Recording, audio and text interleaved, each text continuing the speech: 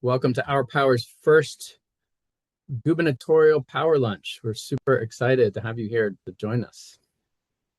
My name is Seth Berry. I'm lucky to be the executive director of Our Power, and I'm thrilled to have our first power lunch be a Democratic candidate for Governor Hannah Pingree. First, just briefly, Our Power has been advocating for lower energy costs, better reliability, and more local control since 2020. And you probably know us best for the Pine Tree Power effort, but we've been very involved in legislative and regulatory efforts, education and engagement.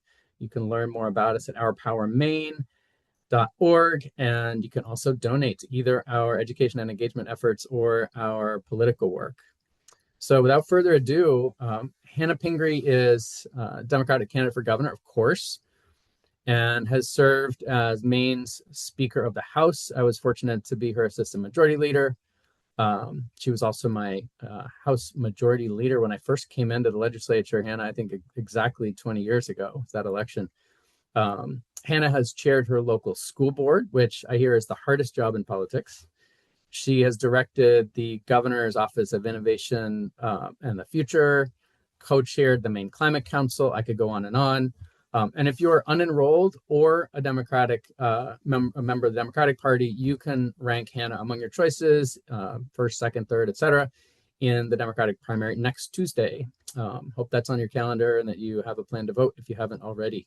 So today we get to hear from Hannah about her energy plans and priorities. That is the topic of the hour. And then she'll tackle your questions. You can put them into the Q&A, which is down at the bottom at any time. And if you don't see the Q&A or can't use it, can't find it, just feel free to put them in the chat as well.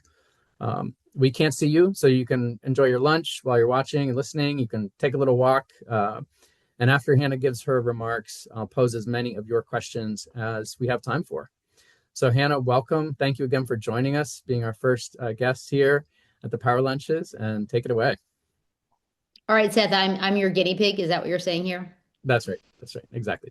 Perfect. And Seth, thank you so much for having me. As Seth said, I'm glad to be his first lunch of these gubernatorial candidates. Seth and I have a long history together. We met when we were both much, much younger, but we haven't changed a bit, right, Seth? Not a bit. Don't look at my Yeah, books, but yeah. yeah, yeah. Well, I will just say thank you, Seth, and the whole Our Power team. I know there are a lot of volunteers behind you and activists of all ages who've been showing up, who've been engaged in, the conversations, the wonky conversations of the Maine Public Utilities Commission and some of these rate hikes that have been proposed. And I just really appreciate how hard everyone's working, how important these issues are to Maine people, and how important they are to our state's future. And as you introduced, Seth, I have been working on these issues for a long time. I've been deeply engaged in them at the local level and the state level, and they matter a whole bunch to Maine's future. They matter not just to our climate future and our ability to take action, but clearly to Maine families and their ability to pay their bills, their ability to keep the lights on during storm events and afterwards. And so these are life and safety issues. These are family budget issues, and they are critically important to Maine's future and our economy as well. So just I appreciate how hard that you've been working, Seth, how much these issues matter to Maine people and all the folks behind you who are stepping up to be more engaged. When I think, Seth, when you were probably, what term were you appointed? Were you on the Energy and Utilities Committee in your first term?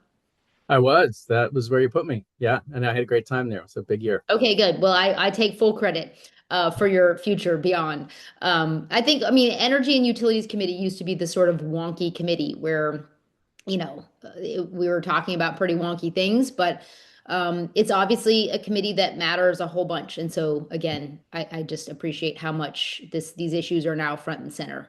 I'll just step back and tell you a little bit more about who I am. Seth gave me a great introduction, but I'm a lifelong Mainer. I was born in Belfast, grew up in the island of North Haven, have lived there for almost my entire life, live there today with my husband and two kids. North Haven is part of the Fox Island Electric Cooperative area. So I have spent my entire life being served by one of Maine's consumer-owned utilities. And As a young legislator, I engaged in the kinds of issues that our tiny community was grappling with, trying to actually literally keep the lights on.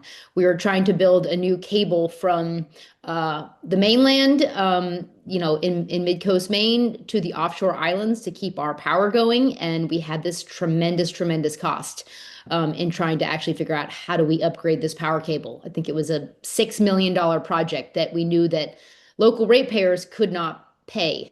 And so I worked with Seth and other leaders to actually allow our tiny utility to actually generate power. We did a wind project on Vinyl Haven that served as, we learned the bumps of trying to site wind. And I will say I learned a lot in that process, but those wind turbines continue to produce power for the Fox Islands. They have helped to stabilize their rates. They are allowing us to sort of continue to think about both clean energy and reliability in the future. And I learned as a young legislator just how important power was to the future of my communities and the communities I represented. I represented other islands, Swans Island, that used to have a power co-op. It's now in CMP territory. So from a young legislator time, I've been involved in these issues. As when Seth and I were in the Maine state legislature, we were also working on the startup of the Efficiency Maine Trust.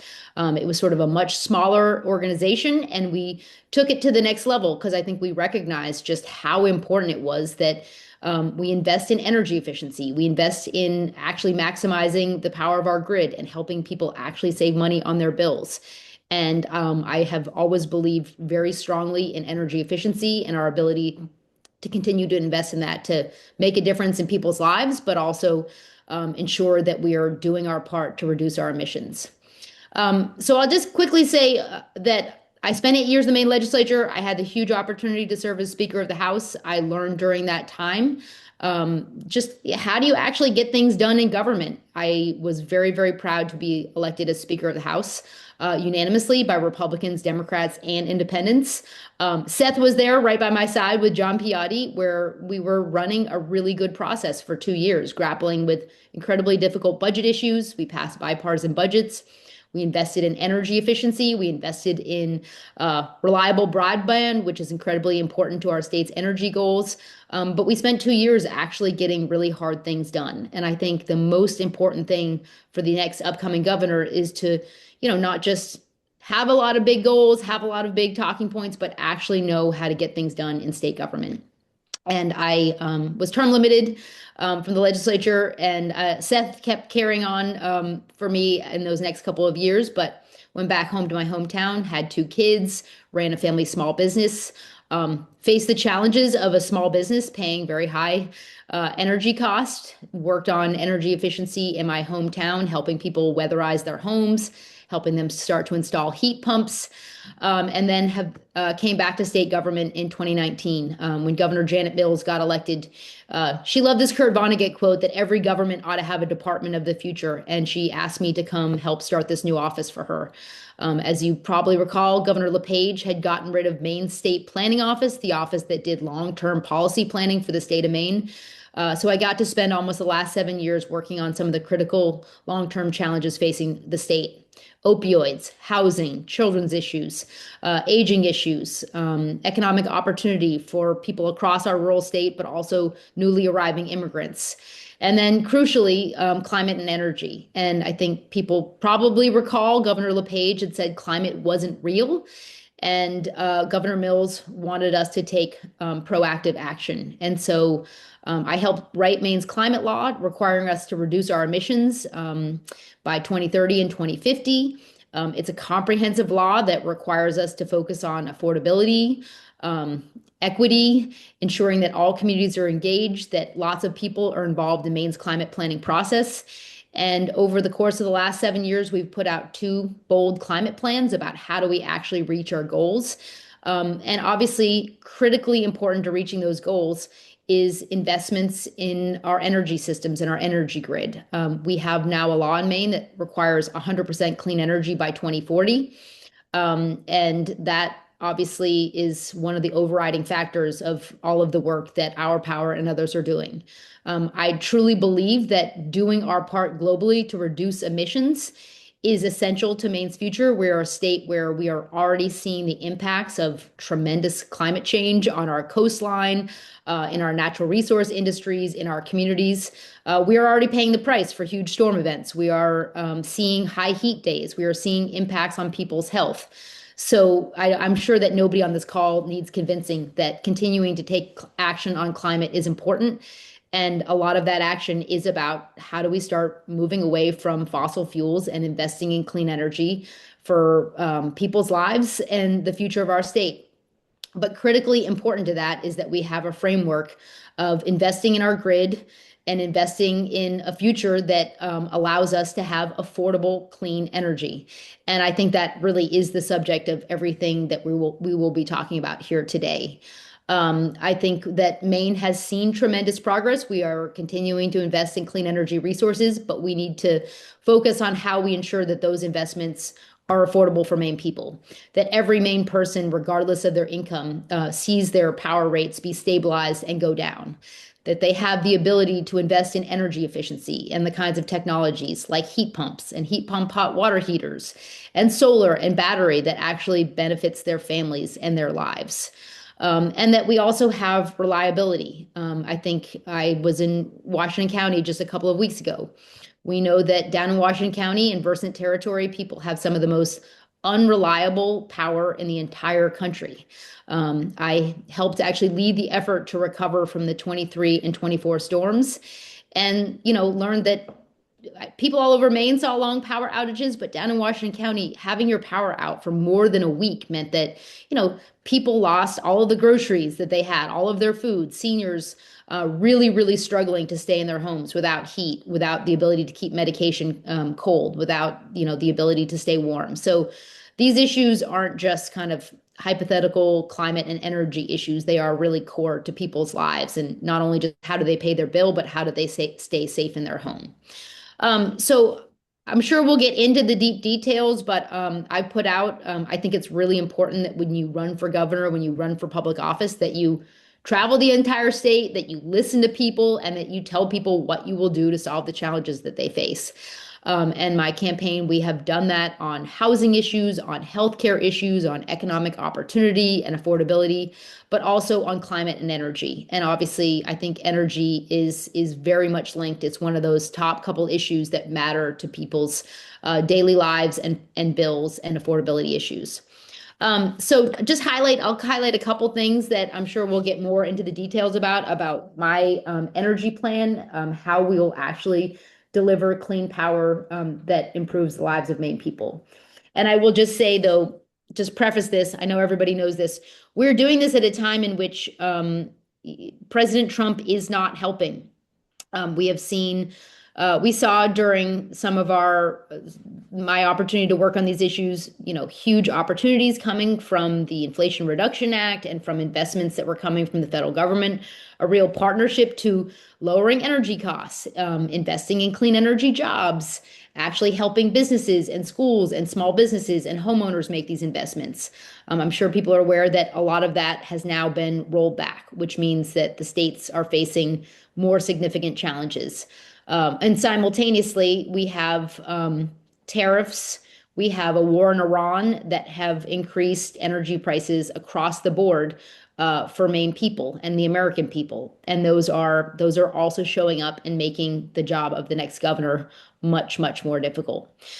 So just with that, I will say the kind of highlights of my energy plan. One, I mean, I know, Seth, you're going to agree with this one. I think we really do need to hold our state's largest utilities accountable, and we need to tie utility performance and profits together. We can't just pay them in an ongoing way, especially with unreliable power and soaring power costs. So that is key to what we need to do. I think we need to oppose these continued very significant rate hikes. And again, thank you to everyone out there who has done a great job backing up our power in doing that. We need to make investments in our grid. Clearly, we have a very unreliable grid, but we need to make those investments at a lower cost and in a way that ensures better performance for Maine people.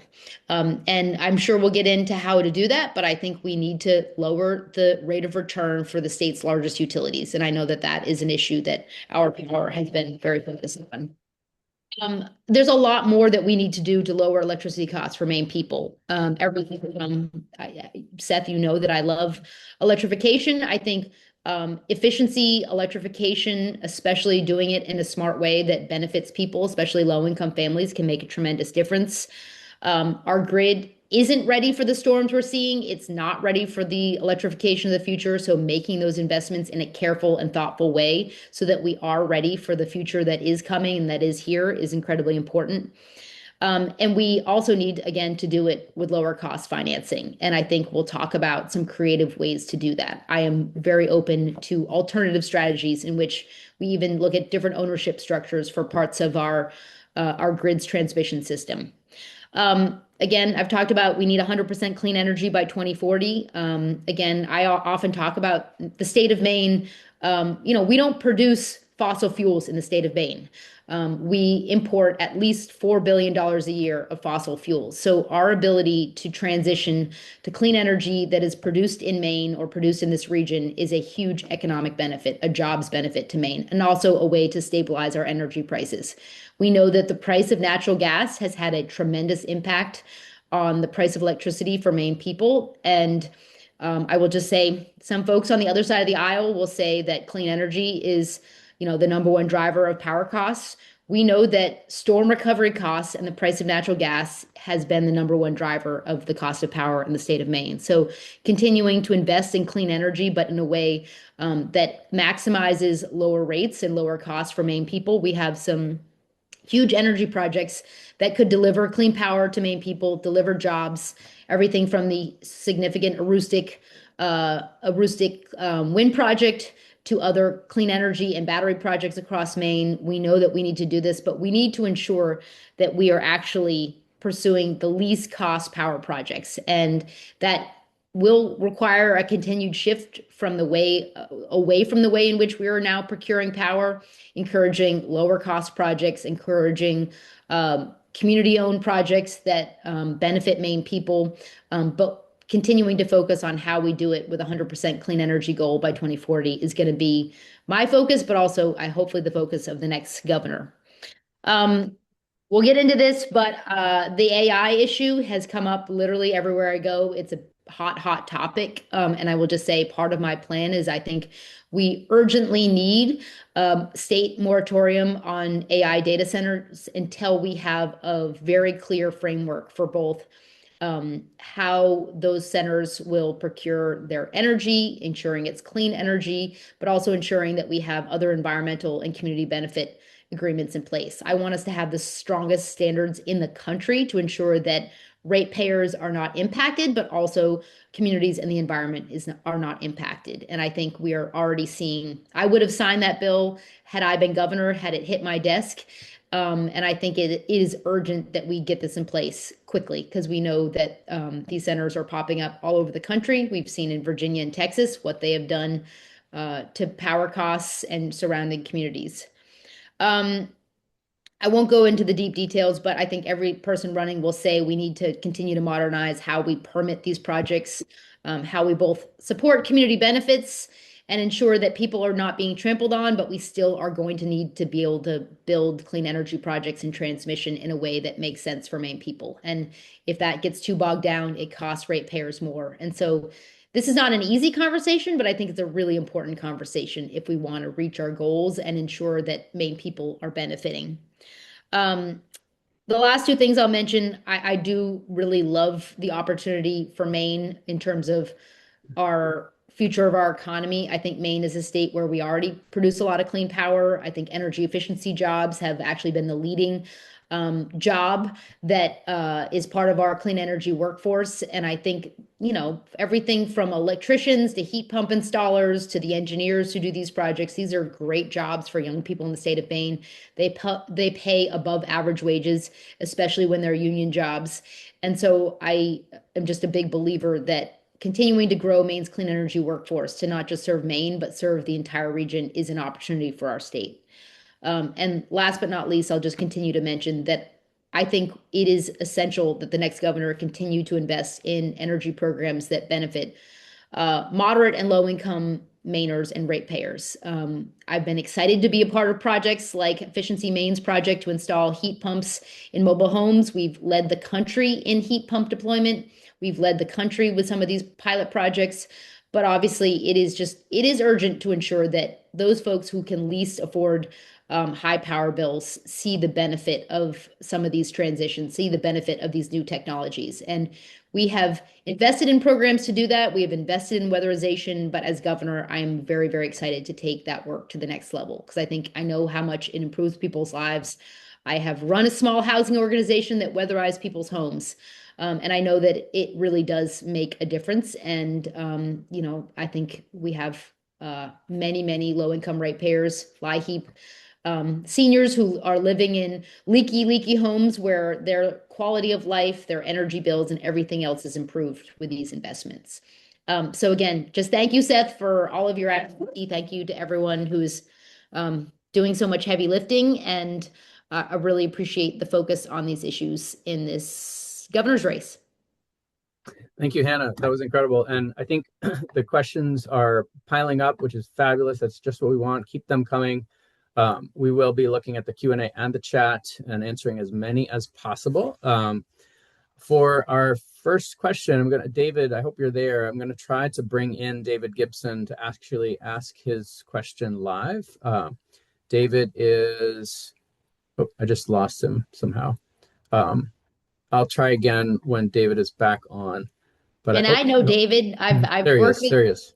Where is David? There's David. Okay, so David, please introduce yourself and state your question. Hi, can you hear me?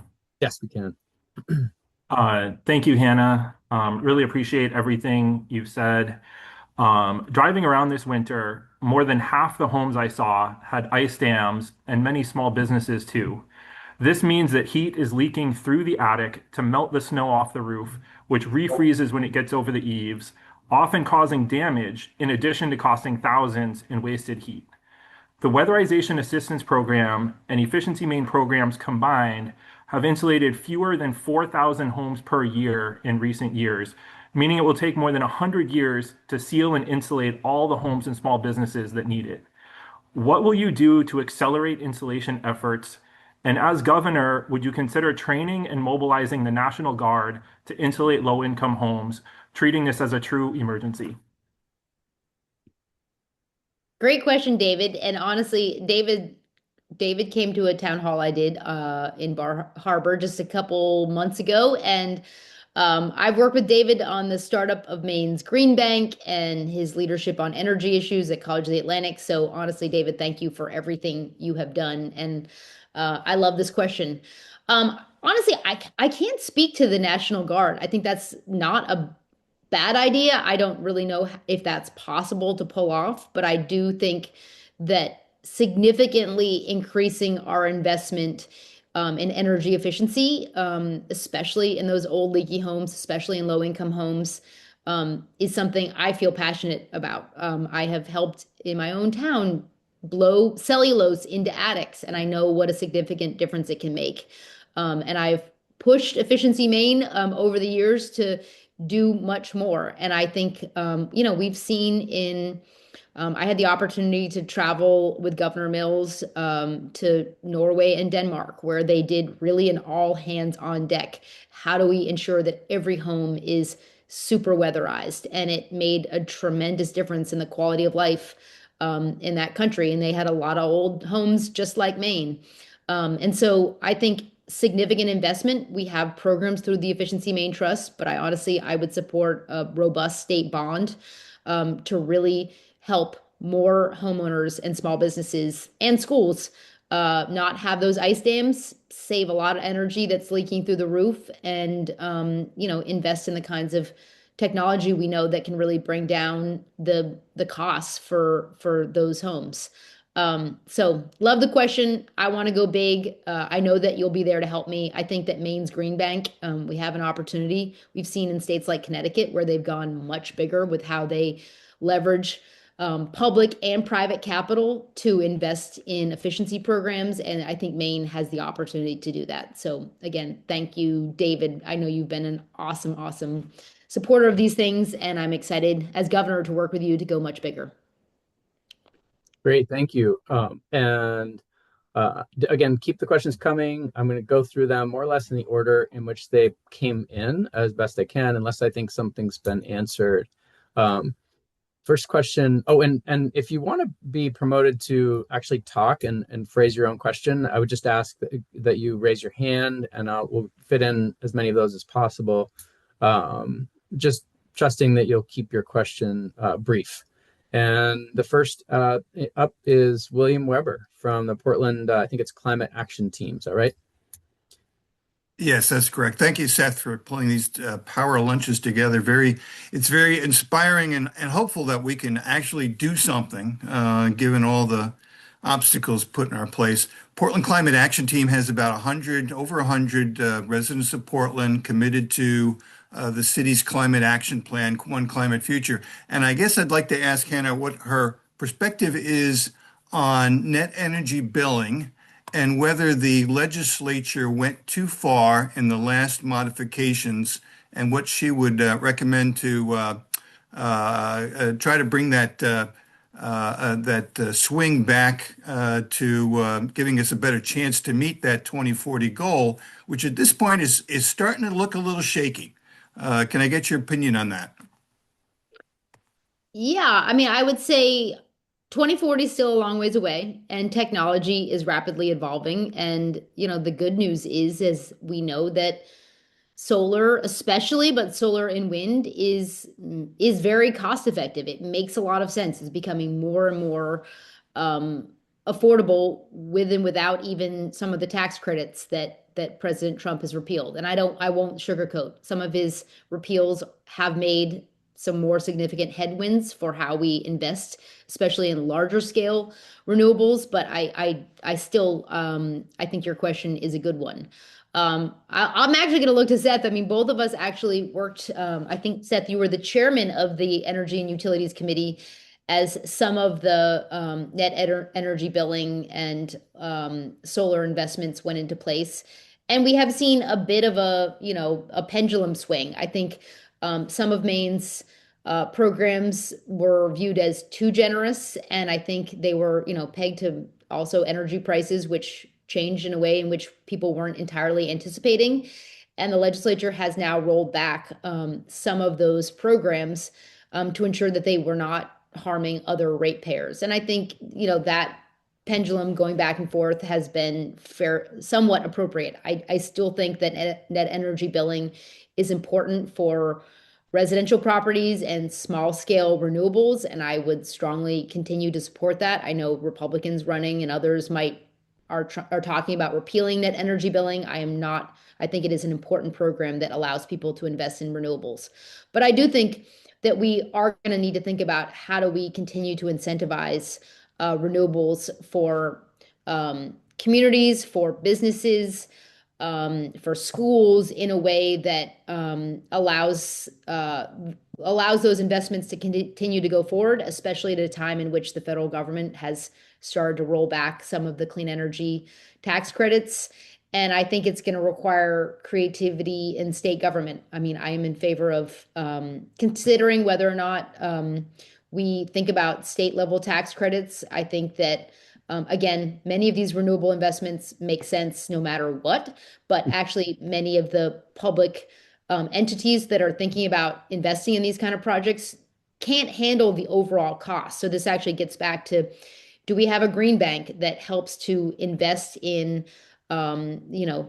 low cost capital to actually make these kind of investments, because we know that the rate of return is there even without having any kind of subsidy. So, but I honestly also I do think long term we do need some of these larger projects like the Aroostook County Wind Project that we know can produce large scale renewable energy for Maine people and bring down costs.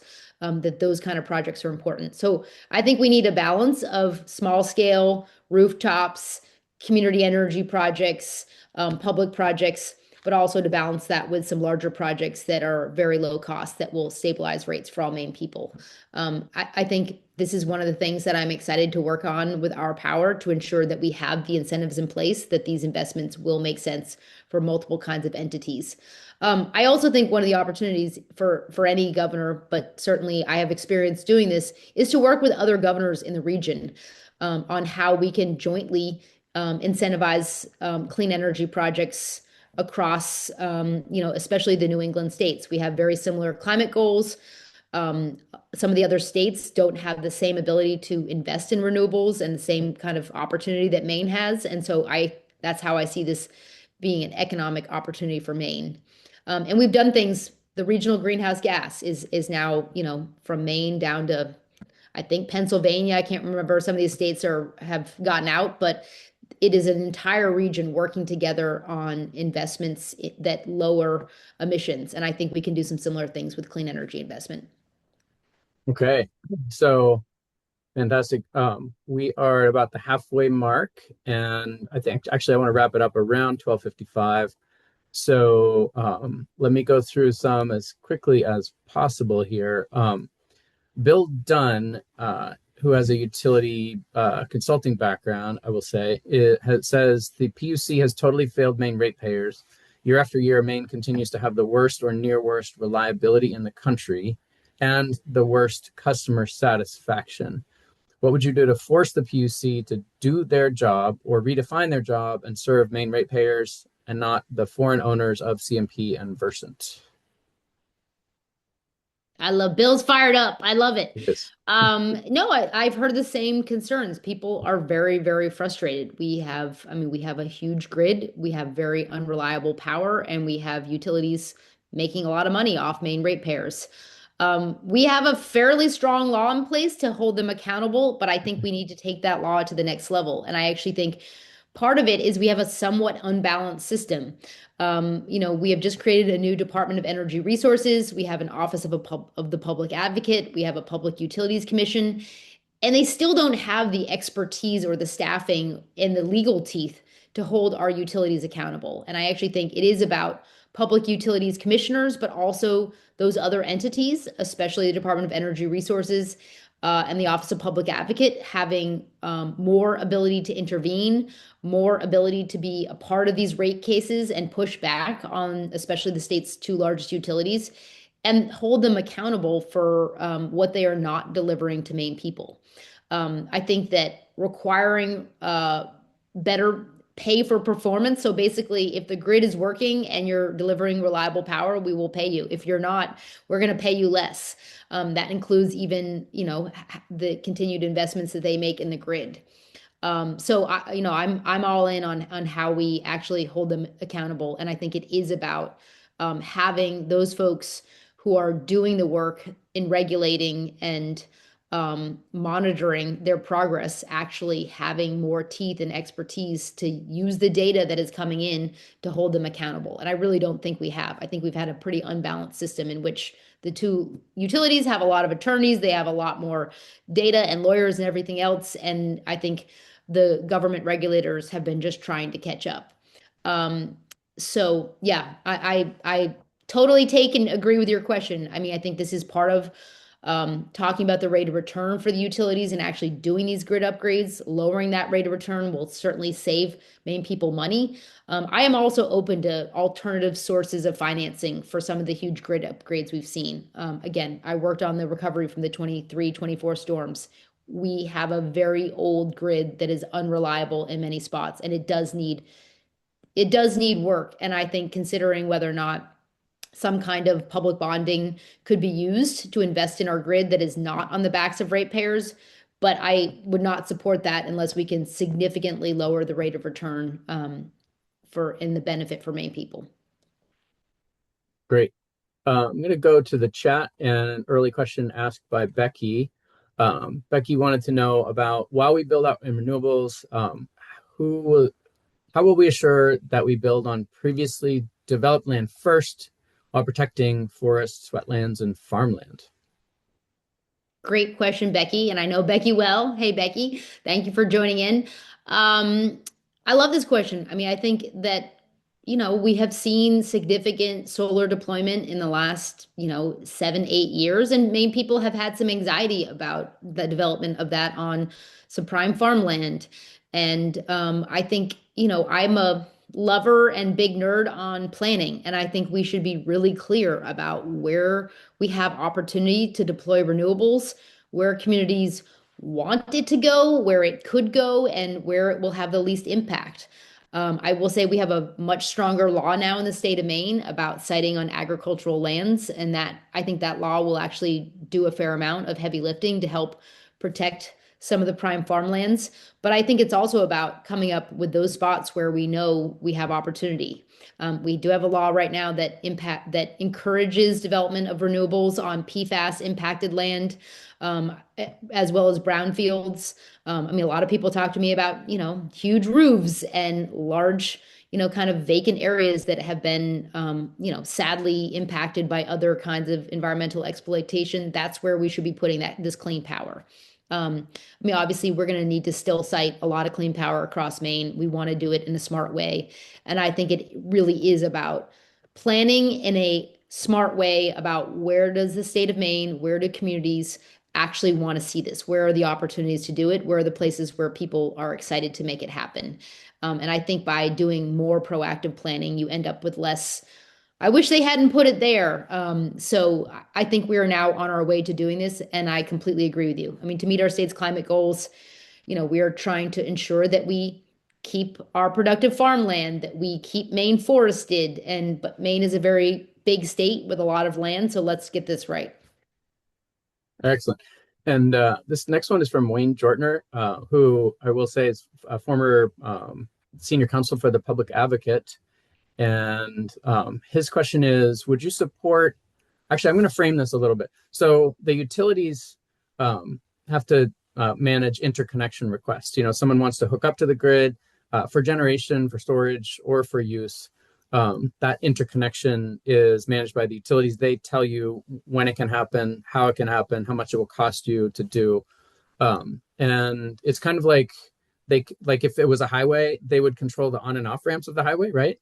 And could, put a toll on that highway. So on those on and off ramps. So with that metaphor in mind, I'm going to and frame for his question.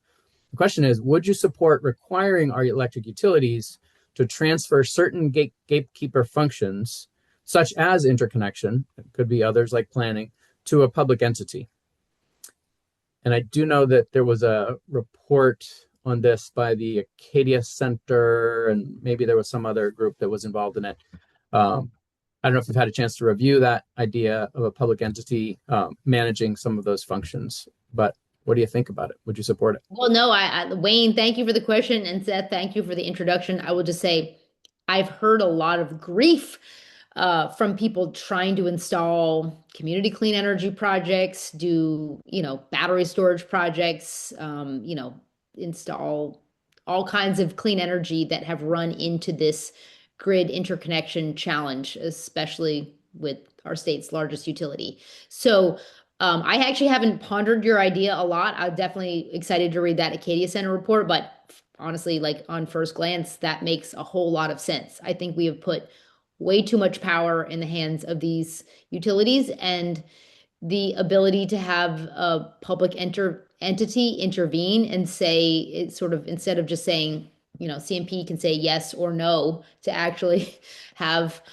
Department of Energy Resources or the PUC or somebody else actually say, all right, we're going to be the kind of decision maker here, and each side could make their case about what's possible. I think that would allow the deployment of clean energy and interconnection projects in a much more thoughtful way, because I know it's very, very black boxy right now. And I have sent in those emails myself saying, hey, how come these people got this project could never happen, or it's 4 years? And I've heard from, my old office in state government, we had this program called the Community Resilience Partnership, where we're now helping over 250 towns take action on climate energy efficiency projects, installing clean energy, on top of wastewater treatment facilities, installing, EV charging. And they have run into these interconnection problems a lot at the local level. And so I love this idea, and I Wayne, it sounds like you're an expert, so I'd love to work with you on it as governor.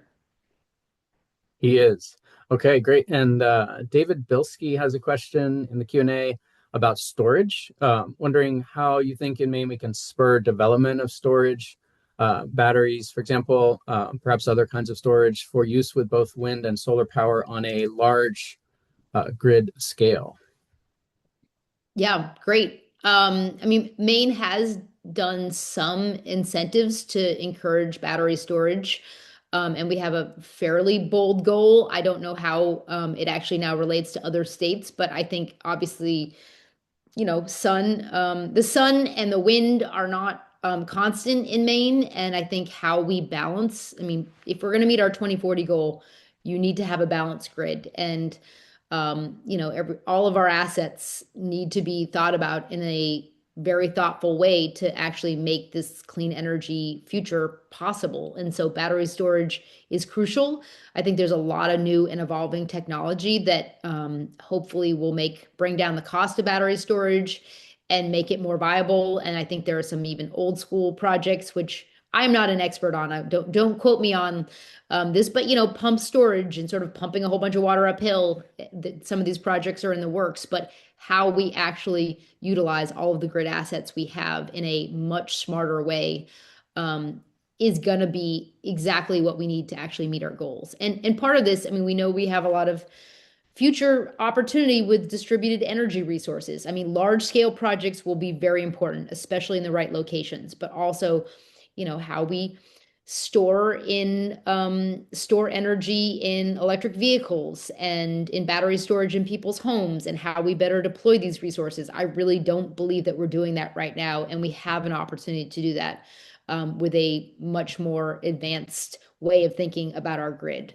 So I think, without the federal government investing in some of the tax credits in the future, we're going to have to think whether or not incentives are going to be needed in Maine for how we procure battery storage, how we do it on a regional basis, and then, how do we balance everything from the hydro in Canada to future offshore wind in the state of Maine to the kinds of resources that we have in Maine. But obviously, this whole new future is not going to work without a much smarter way of managing our grid. And I do not believe that we're managing it in a smart way right now, but we have the opportunity to create a new system that can do just that.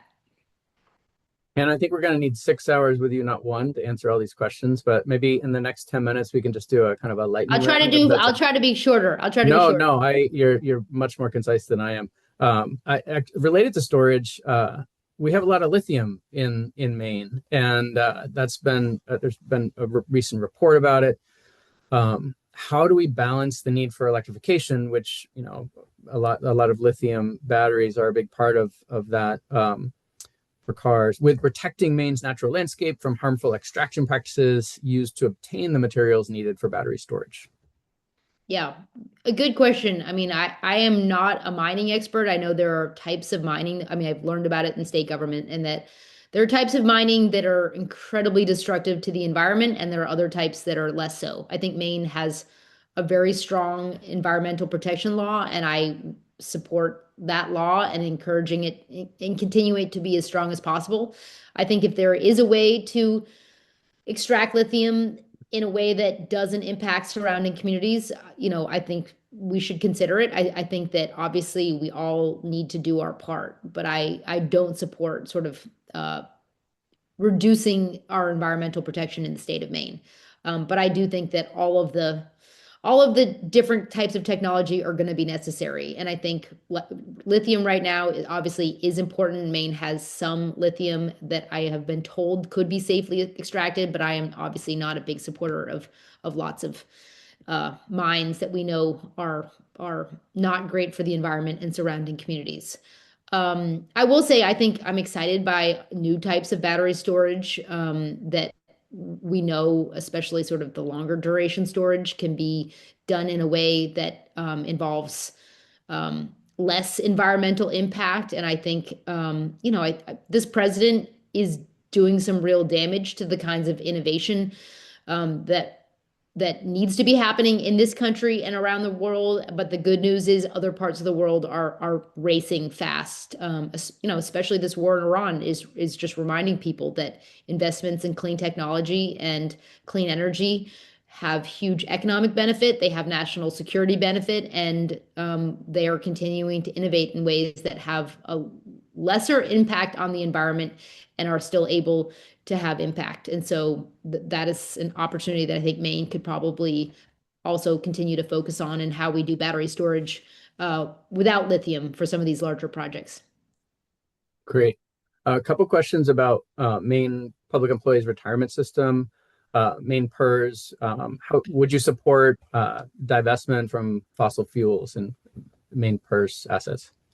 Yeah, no, I've spent a lot of time on this one with some of the folks in the chat as well, and I was very supportive of that law. I was actually proud of Governor Mills when she signed that into law and encouraged her to do so. And I have sat down with Maine PERS and said, "Come on, guys, why aren't you doing this?" As governor, I would continue to push. I think folks who have worked on this issue a lot are probably aware that Maine's constitution has a provision, I think, that was passed by Maine voters that, has given Maine PERS some, kind of out here to not implement this law.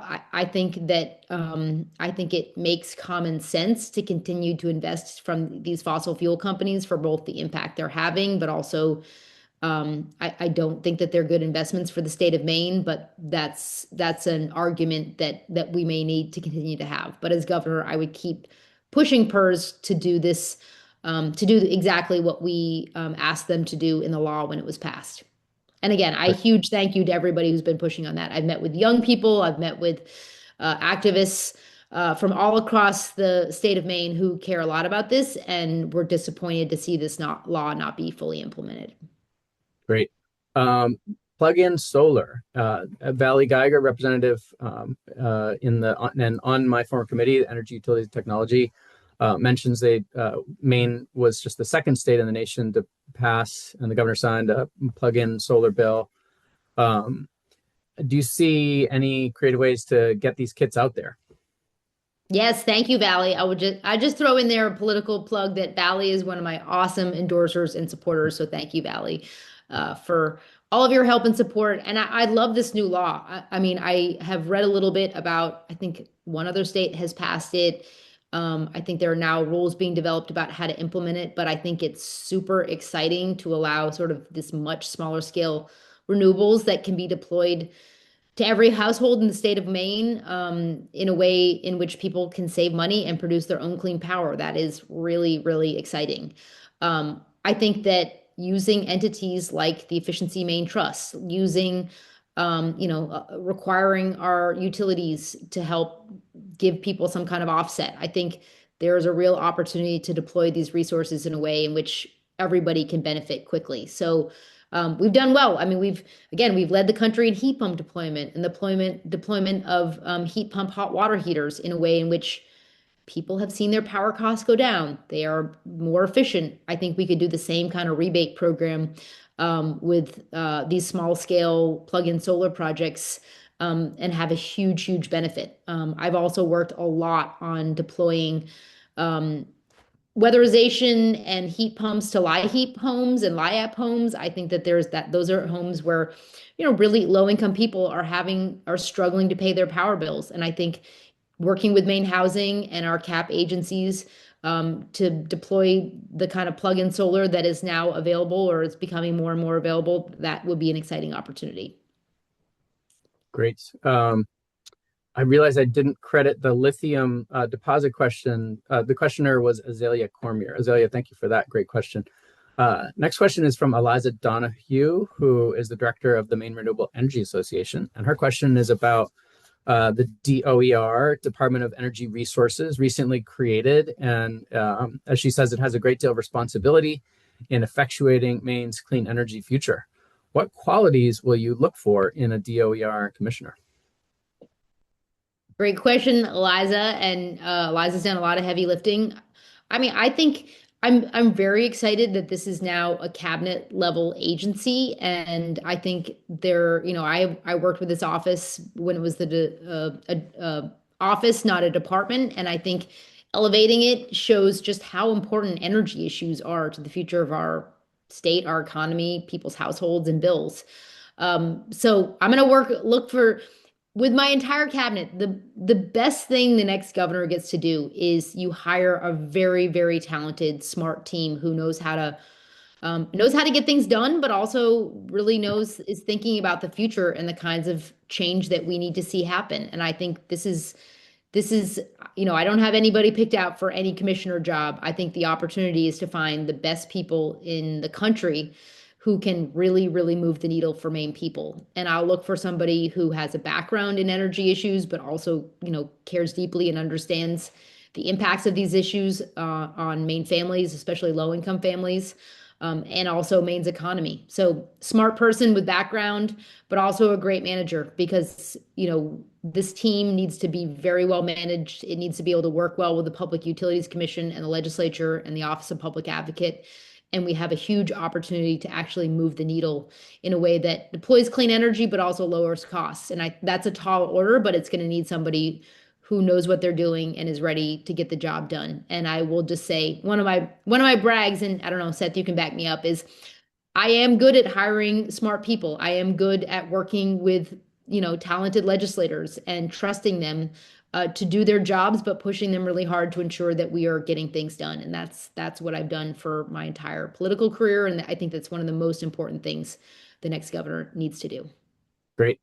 Hannah, can we do a lightning round on, I'm going to try to phrase these as yes or no questions, and you can add a word or two. And then we'll give you a chance for. I'll try, Seth. I'll try. Thank you. And then I want to get in as many as we can, especially people whose question didn't get answered or who didn't get one question asked yet. And then we'll do some quick concluding remarks from you, and I have an announcement or two, and that's going to take us to the top of the hour. So John Aramond, my board president, who worked with Habib Dagher closely and has worked all over the world in clean energy, has many, many questions. And John, sorry, I'm not going to get to all of them, but you have a great one about the matter of reliability metrics and other sort of report card.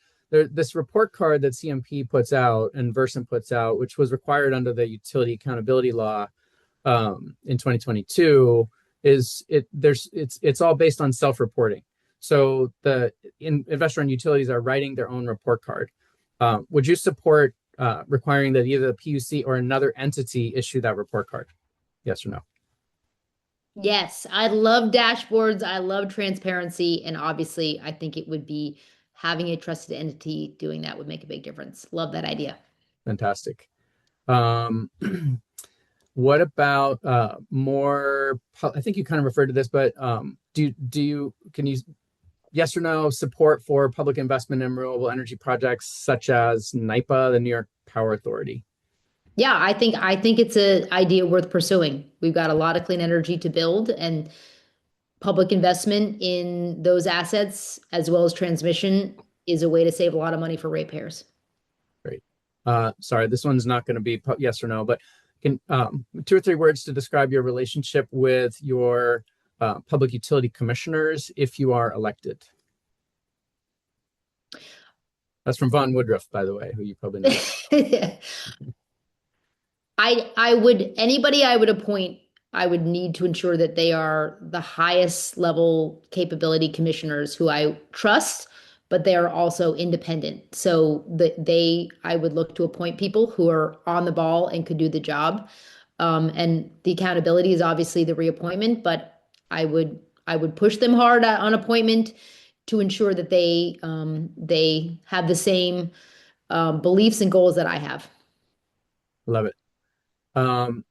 More Canadian hydro coming through Maine, yes or no? No. Okay. And future PUC commissioners coming from non-industry law firms or backgrounds?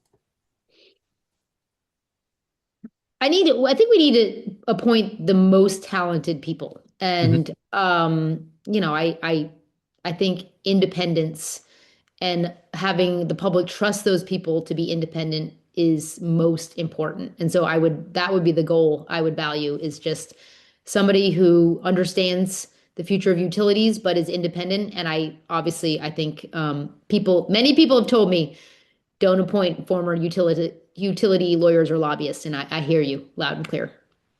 Excellent.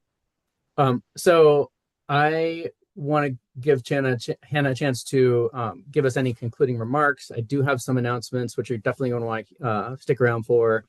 And first, I just want to say, Hannah, great job answering as many questions as possible. We didn't get to all of them, but please send them to me and I'll compile them and send them to Hannah's team. And if you feel like there was a question you didn't get answered, Hannah, any final remarks for us?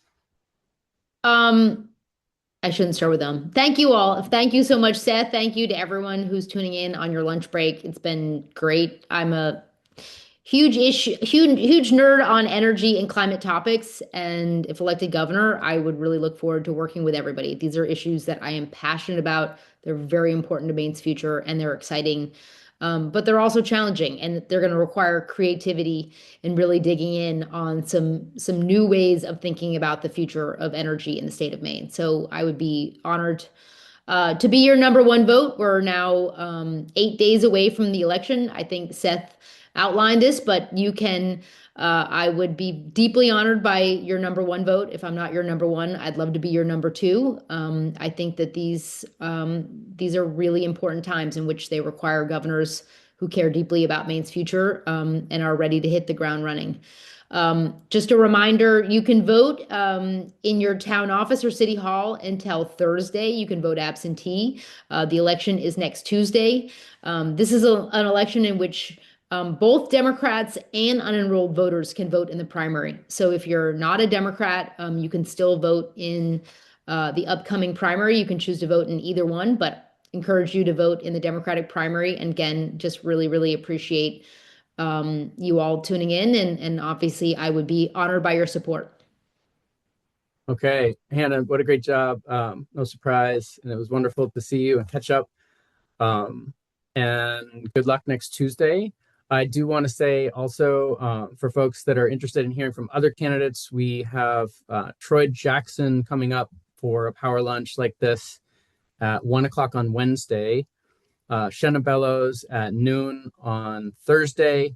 And I just had a request from Nirav Shah, agreed to squeeze him in for 30 minutes. At their request, it would be 30 minutes, not an hour.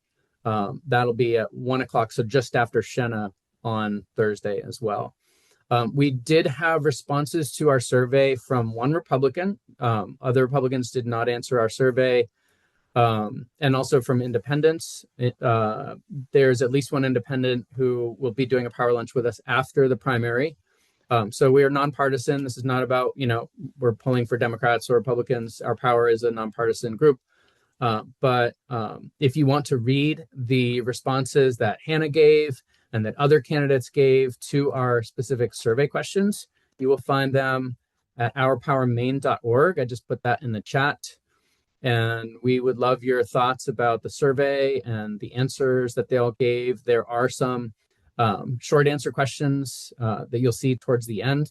Make sure when you look at that survey that you go through the tabs. There's a number of tabs. It's not just that first page that you see with a lot of words on it. There's also some yes or no questions towards the end that I think you'll find really interesting as well. Data centers, utility, return on equity, and lots more. So Hannah, again, thank you so much for joining us, and wonderful to see you. And we'll put this recorded version of this on our website soon. Thanks, everyone. Thanks, Seth. Have a great day. Take care, Hannah. Thanks a lot.